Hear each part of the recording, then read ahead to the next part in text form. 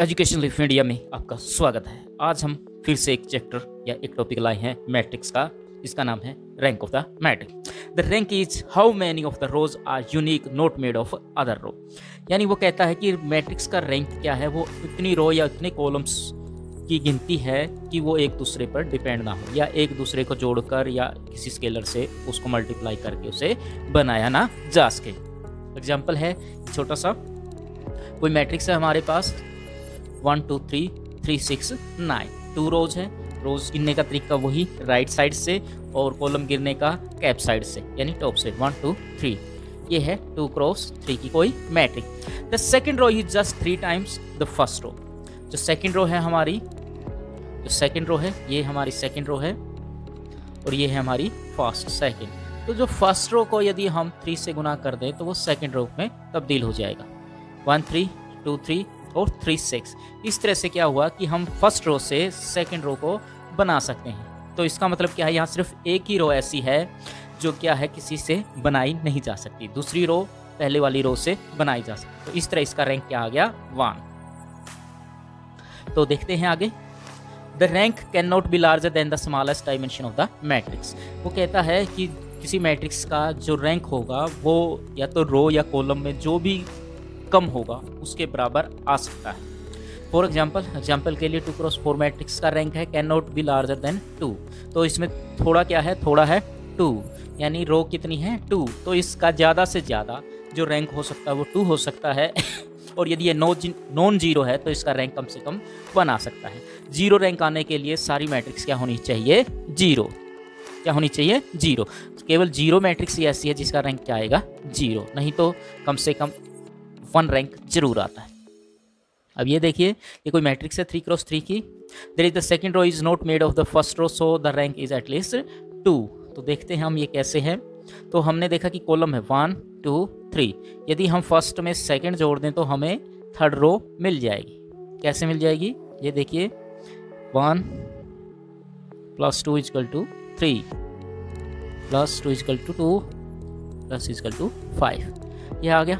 तो अब हम इसको छोड़ देते हैं, इस थर्ड रो को छोड़ देते हैं। अब इसमें देखते हैं इनमें कोई है नहीं है। तो ये मैट्रिक्स कितने की बनी, ये मैट्रिक्स बनी 3 रो और 2 कॉलम की।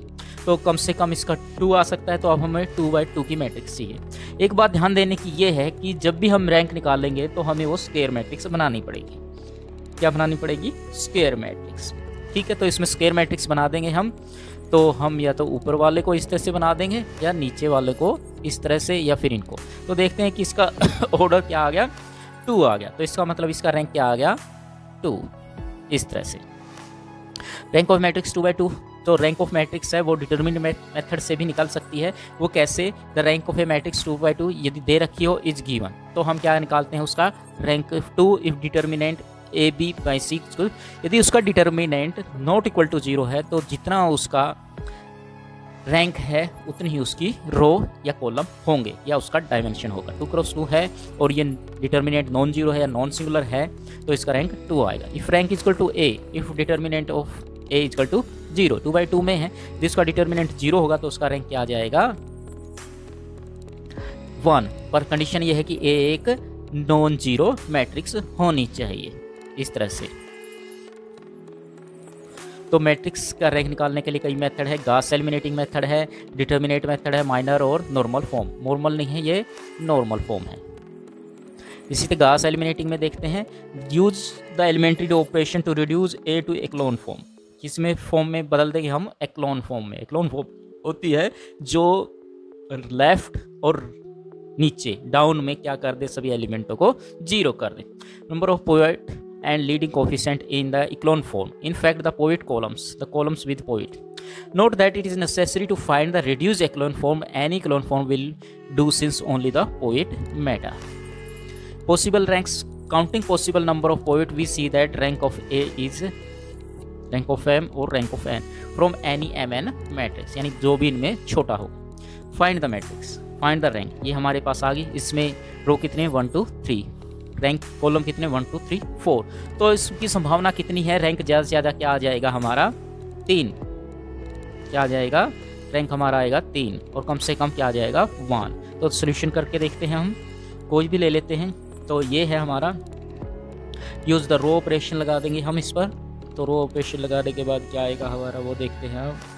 तो इन्होंने क्या किया, ऑपरेशन लगा दी, जो ये 2 है इसको 0 कर दिया, ऊपर वाले में से घटा दिया। तो यहाँ पर -2 आ गया और यहाँ पर -1 आ गया। तो इसका क्या आ गया, इसका रैंक 3 आ गया, क्योंकि इसका डिटर्मिनेंट कितना आएगा अब इस मैट्रिक्स का 1 2 और -2 यानी -4 नॉन जीरो आ गया। तो इससे हमें पता लग गया कि इसका रैंक कितना आएगा 3 यूजिंग डिटर्मिनेंट मेथड। इसी तरह डिटर्मिनेंट मेथड है, यहाँ पर एक मैट्रिक्स दे रखी है 3/4 की, तो ज़्यादा से ज़्यादा रैंक कितना आ सकता है 3। तो कोई 3/3 की सब मैट्रिक्स हम यहाँ पर ले लेंगे। 3/3 की सब मैट्रिक्स हमने ये ले ली, इसका डिटर्मिनेंट निकाला तो -4 आ गया। तो इसका रैंक कितना आ गया हमारा 3।